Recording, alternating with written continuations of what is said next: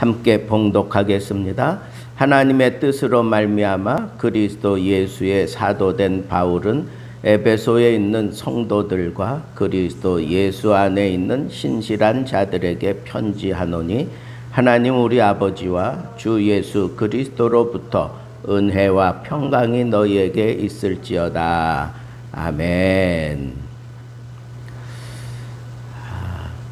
오늘은 우리가 에베소서를 처음 시작하는 것이기 때문에 이 에베소서의 개관을 좀 짧게 정리하면서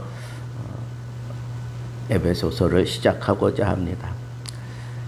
이 소아시아 그러면 오늘날 이 터키 지역을 얘기하죠. 그래서 그 요한계시록에 7교회가 나오잖아요. 그죠? 그러니까 그쪽 지역을 이렇게 다 이렇게 포함해서 이렇게 바라볼 수 있는 그런 상황을 우리가 먼저 이해하면 그 여러 도시가 있는데 그 중에서도 이 에베소가 상당히 상업 중심지였어요. 그래서 해상 무역도 아주 활발했고, 그 다음에 육지에서도 이 무역이 자연스럽게 교차되는 그런 장소로 아주 최적의 조건을 가지고 있는 지역이었기 때문에 이 소아시아에서 가장 두드러진 역할을 하며 가장 유명한 도시가 바로 에베소입니다. 에베소에서 두드러진 그 상징적인 건물이 그 원형 경기장이에요. 원형 경기장. 직경이 150m 정도 되고 약 2만 명에서 2만 5천 명을 수용할 수 있는 아주 큰 원형 경기장입니다.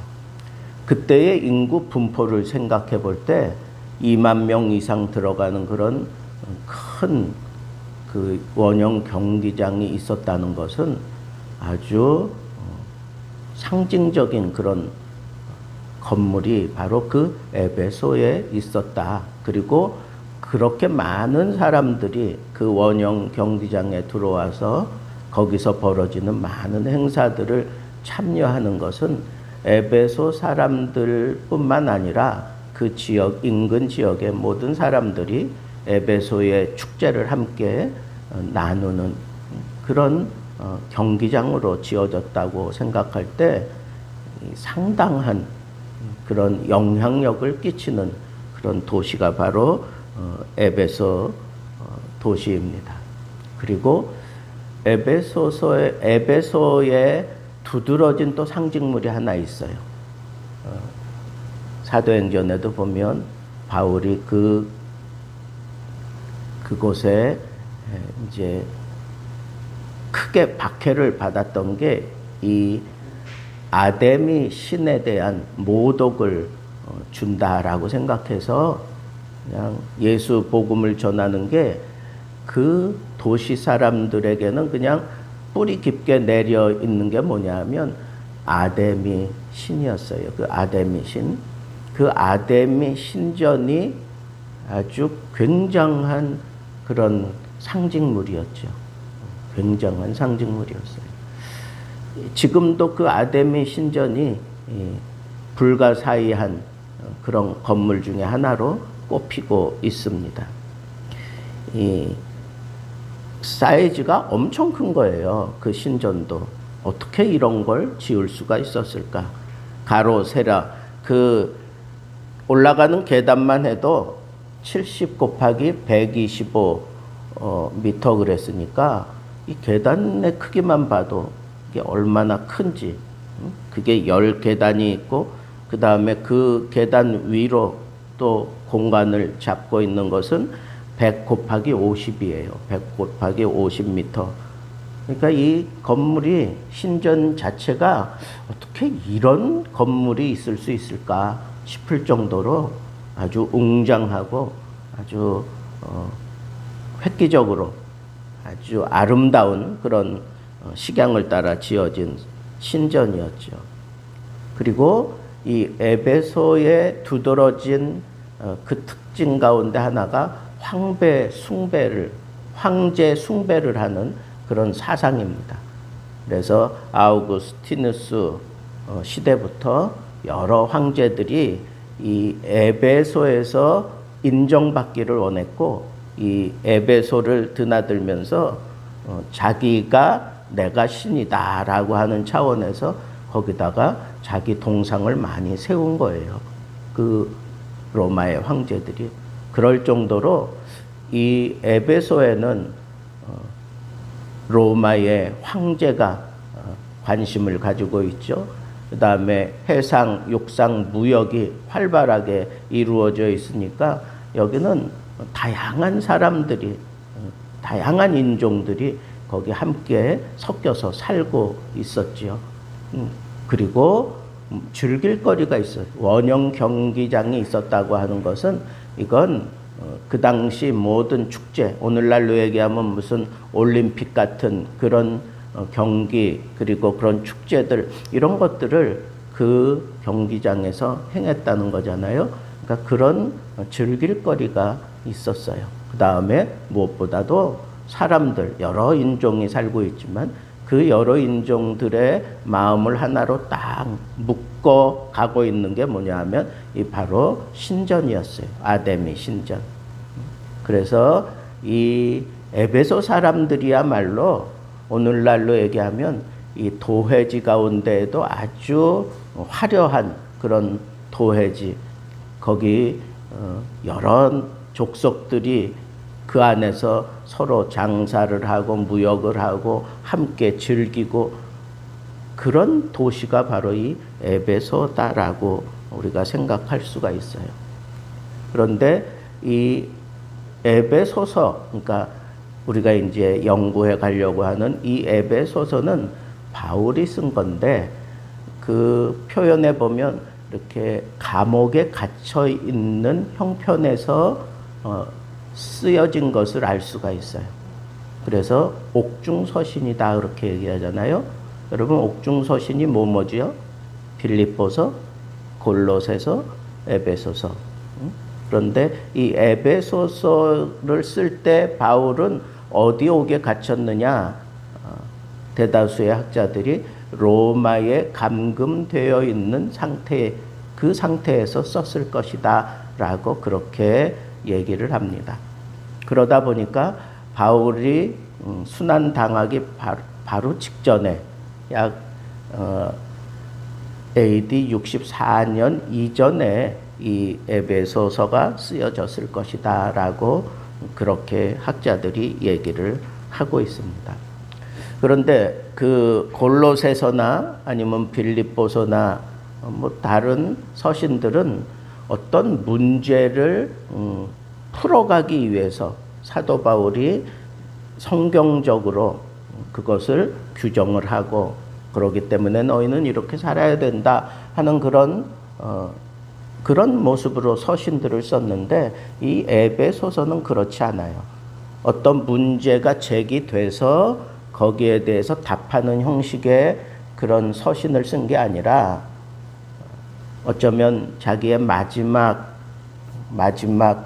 서신이 될 수도 있겠다 하는 그런 측면에서 그동안 내가 복음을 위하여 달려왔던 그런 모습들을 생각하면서 이제는 이 세상을 살아가는 크리스찬들은 어떤 문제가 있고 또 어떻게 그것을 풀어가며 살아야 하는가 하는 측면에서 사도 바울이 교리적으로 다듬고, 그리고 실생활에 있는 그런 모습들을 다루어서 쓴 서신이 에베소서예요. 그래서 이 편지를 에베소 교회가 처음 받았고, 그리고 이 서신을 주위에 있는 교회들에게 돌려서 보는 그런 회람용 서신이었다라고 우리가 생각할 수 있습니다. 그런데 이 에베소서에 나타나는 것은 교회론이에요. 교회론. 그래서 그 골로새서, 그건 기독론을 다루고 있어요. 기독론. 그런데 이 에베소서는 교회론을 다루고 있어요. 그래서 골로새서나 에베소서에는 이렇게 교차되는 중복되는 그런 내용들이 있습니다. 그런데 이 에베소서는 중점적으로 이 교회론을 다루고 있다라고 하는 것을 우리가 생각하고, 이 교회가 정말 중요한 역할을 하는 것이 뭐냐 하면 하나님의 백성들의 모임이 교회잖아요. 그 교회가 이 세상에 악한 영들과 대항하고 있다는 거예요.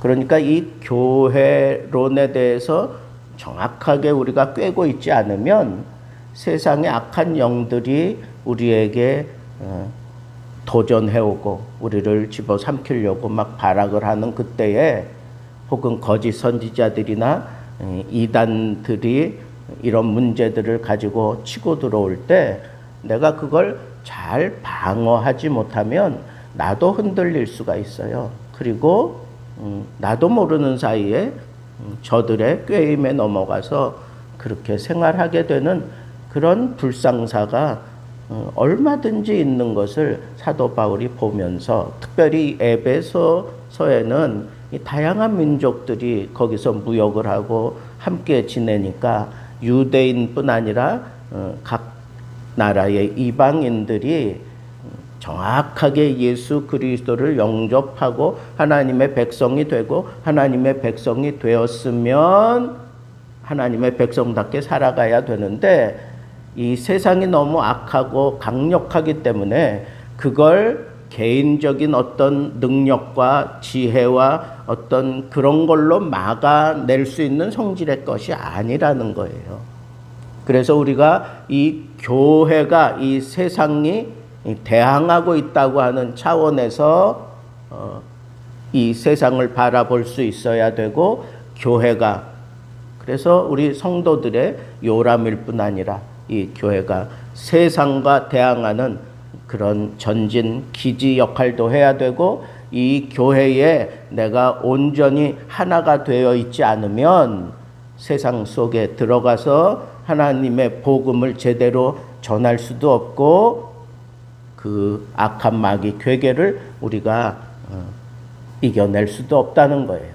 그러면 이 교회가 그런 역할을 하는 것이기 때문에 교회는 하나님의 백성들로서 하나가 되어서 하나님께 영광 돌리는 그런 일만 하는 게 아니라, 이 교회가 이제는 나가서, 세상으로 나가서 하나님의 복음을 전하며 그리스도의 이 또 다른 교회를 세워가기 위해서 이 교인들은, 하나님의 교인들은 전신 갑주를 입지 않고는 세상에 나가서 제 구실을 제대로 할 수 없다는 거예요.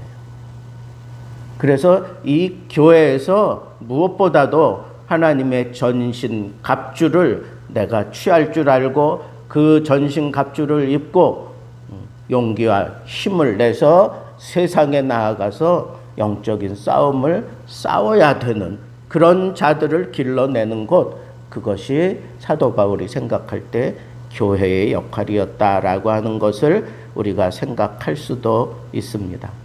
그래서 이 에베소서의 중요한 포인트는 교회론이 거기 기록되어 있다라고 하는 것, 그리고 그 교회의 성도들은 하나님의 전신 갑주를 이 교회를 통하여 우리가 제대로 입고, 그리고 세상에 나아가서 이 복음을 제대로 증거하는 그런 사역도 해야 되지만, 그런 삶, 하나님의 전신 갑주를 입고 살아가는 삶, 그것을 제대로 가르치고 그리고 덧입게 만들어주는 역할을 하는 곳, 그것이 바로 교회다라고 하는 것을 분명하게 심어주고 있습니다.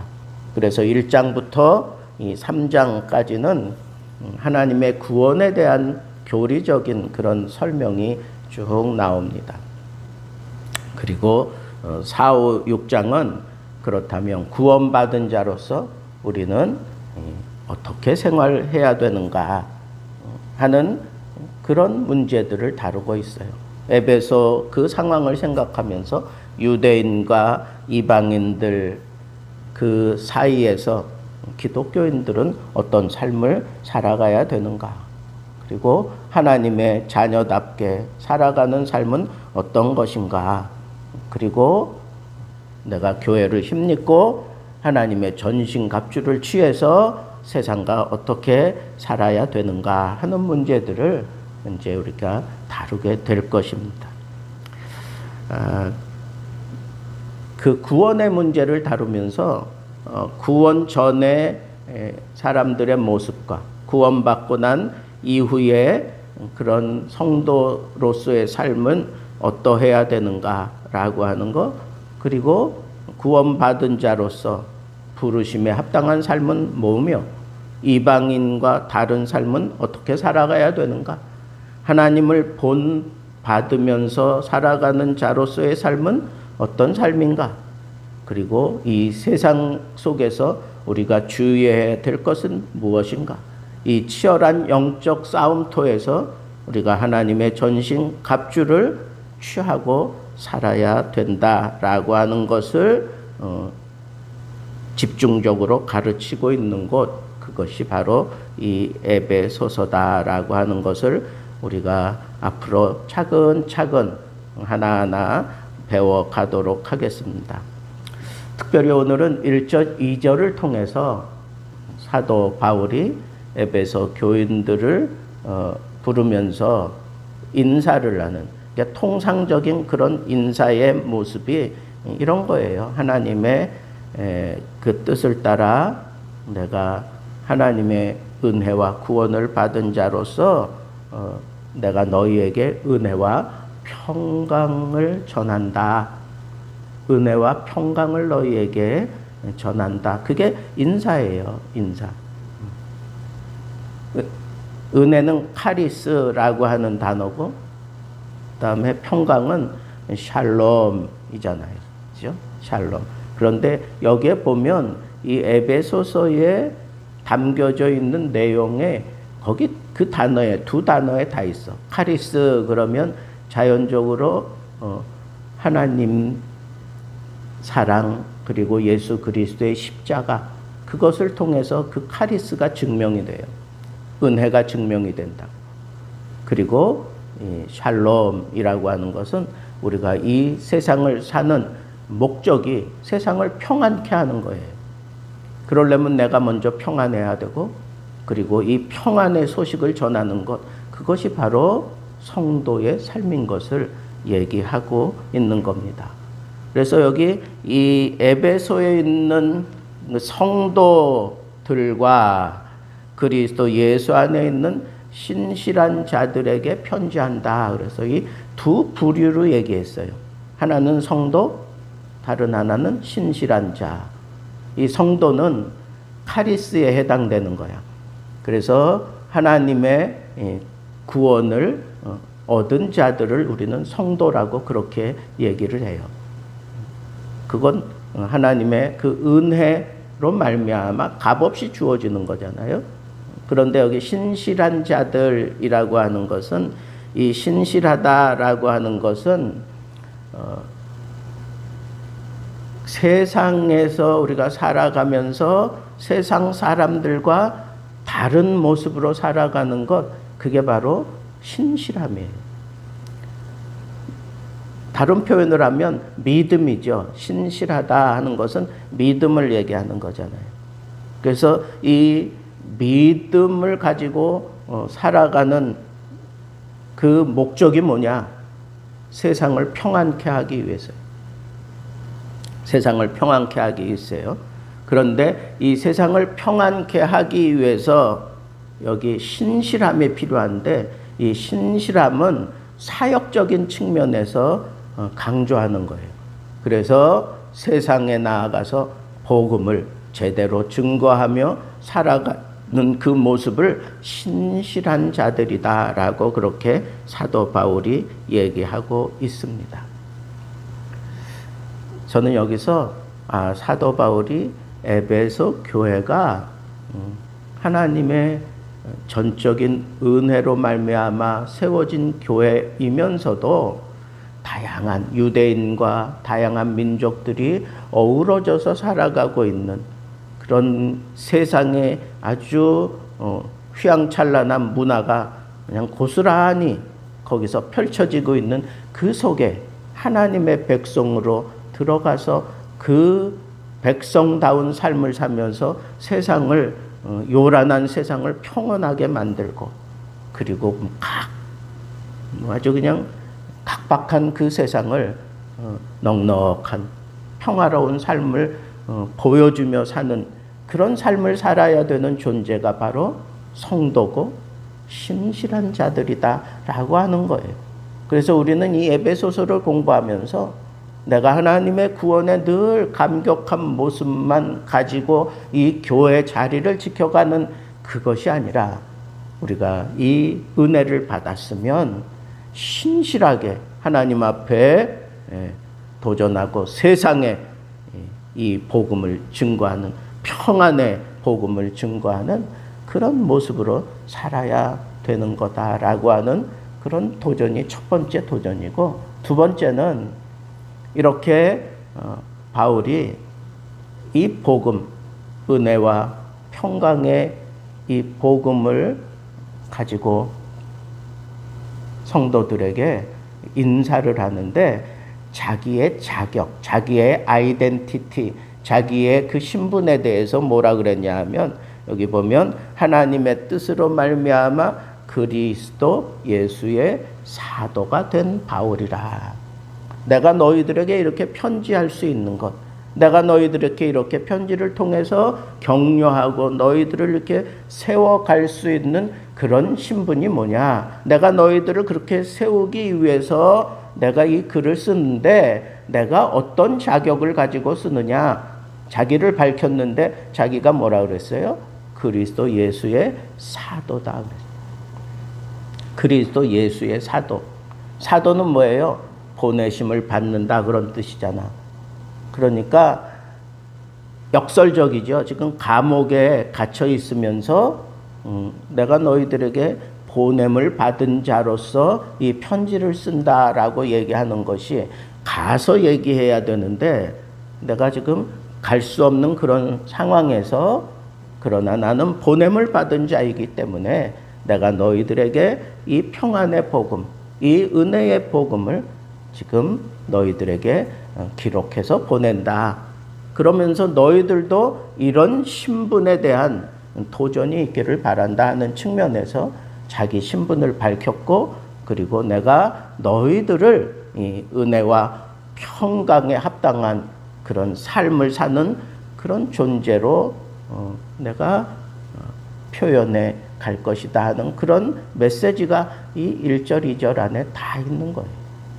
그래서 저는 여기서 이 마지막 그 도전을 이걸로 잡았어요. 우리는 어떻게 인사하죠? 이 은사가, 인사하는 것 자체가 그 사람과의 교제의 시작이잖아요. 그죠? 시작하는 것 자체를 사도 바울은 복음적으로 그렇게 다루어 가고 있어요. 하나님의 이 복음의 사람이 되어서 사람들과의 관계를 개선해 가면서 첫 번째 시작이, 그 시작조차도 이 복음과 관계가 있어요. 하나님의 은혜가 관계가 있고, 그리고 하나님의 평안케 하심이 여기 다 담겨져 있다는 거예요. 그러면 우리도 그런 인사법을 좀 활용하면 좋겠다 하는 생각이 들어요. 우리 인사는 어떻게 해요? 안녕? 잘 지냈어? 아니면 밥 먹었어? 뭐 이제 이런 거잖아요. 근데 우리가 이런 인사를 잘 개발을 하기 위해서 내가 먼저 그런 삶을 경험하고 살아야 되겠지만, 낙심에 빠져 있는 사람들에게 여러분들이 할 수 있는 최고의 인사법은 어떤 걸까요? 네? 최고의 인사법. 낙심에 빠져서 막 헤어나오지 못하고 있는 사람에게 그냥 가서 등 두들겨 주면서 괜찮아. 괜찮아. 용기 내. 힘을 내. 뭐 그럴 수도 있잖아요. 근데 우리 크리스찬이라면 이럴 때 이 사람에게 용기를 주며 그리고 이 사람이 놓치지 않기를 바라는, 이거는 너 놓치면 안 돼 하는 그런 생각을 가지고 그 사람에게 처음부터 인사할 때 이런 인사하면 어떨까요? 여호와 삼마. 하나님이 내 곁에 계셔. 이보다 더 큰 위로가 어디 있어? 이보다 더 큰 용기 주는 게 어디 있느냐고. 성경에는 정말 우리가 인사거리로 삼을 수 있는 많은 표현들이 있어요. 그죠? 여호와 샴마. 하나님이 곁에 있어. 너 다른 건 다 놓쳐도 괜찮아. 그러나 이것만은 놓치지 마라. 하나님이 내 옆에 있어. 내 곁에 계셔. 또 예배하기 위해서 우리가 모인 자리에 성전에 같이 올라오면서 만났어요. 그때 어떻게 인사해요? 안녕하세요. 반갑습니다. 뭐 그런 것도 좋아. 근데 동일한 목적으로 오는 거잖아. 동일하게 예배드리러 오는 거잖아. 그러면 이 예배를 대변할 수 있는 그런 인사는 어떤 걸까요? 우리가 지금 이 예배에 모여서 뭐 하는데? 하나님을 찬양하고 경배하는 거잖아. 그러니까 이 예배 자리에 모였을 때 우리가 합당하게 인사하는 표현은 어떤 걸까요? 할렐루야. 여호와를 찬양하라. 이게 걸맞는 인사잖아. 그죠? 할렐루야. 여호와를 찬양하라. 여러분, 여러분들이 개발해내세요.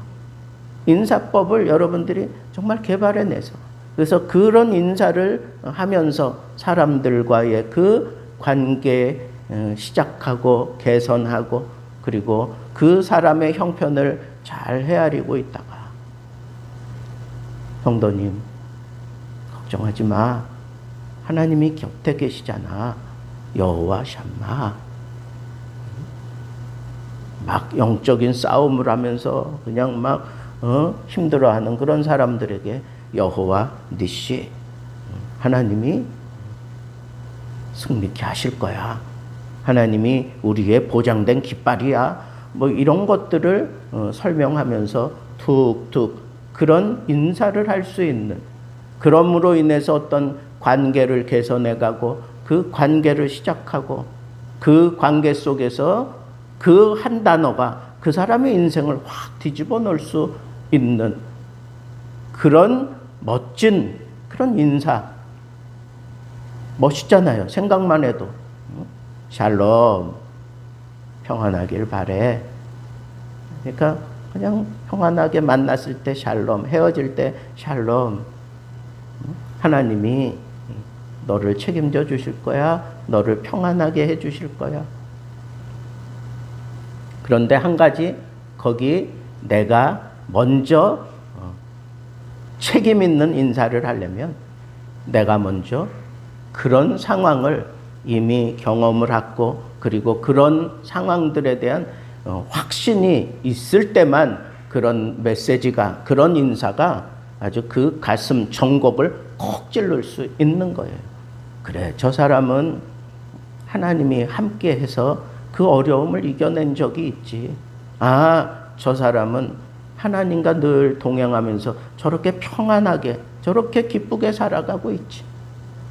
나도 이 예배 자리에 와서 인상 찡그릴 것이 아니라 정말 하나님을 기쁨으로 찬양하는, 저 집사처럼 나도 이렇게 기쁨으로 찬양하며 예배해야 되겠다. 그런 도전을 주고 그런 깨달음을 줄 수 있는 그런 인사 여러분들이 툭 던질 수 있다면 그건 참 멋진 삶을 산다 하는 생각이 들었어요.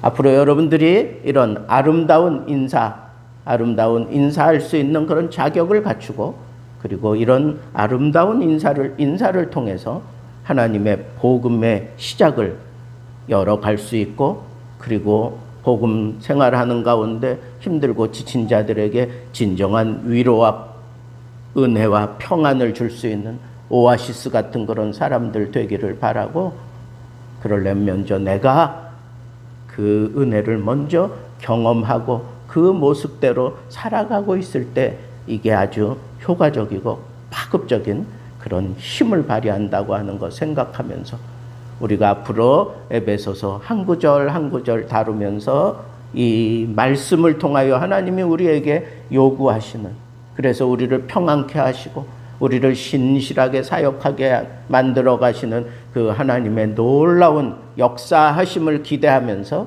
수요일마다 하나님 앞에 기대하며 이 성전에 찾아올 수 있는 그런 벅차고 감격스러운 여러분들의 수요일이 되기를 우리 주님의 이름으로 축복합니다. 기도하겠습니다. 이제는 우리 주 예수 그리스도의 은혜와 하나님의 크신 사랑하심과 성령의 교통하심이, 우리도 사도 바울처럼 걸맞는 인사를 통하여 세상을 아름답게 변화시키고 세상을 변화시킬 수 있는 신실한 하나님의 백성들로 세워갈 줄 아는 그런 멋진 삶 살기를 고대하며 겸손하게 머리 조아린 수요 예배 참여한 모든 심령 후에 이제로부터 영원토록 함께 계실지어다. 아멘.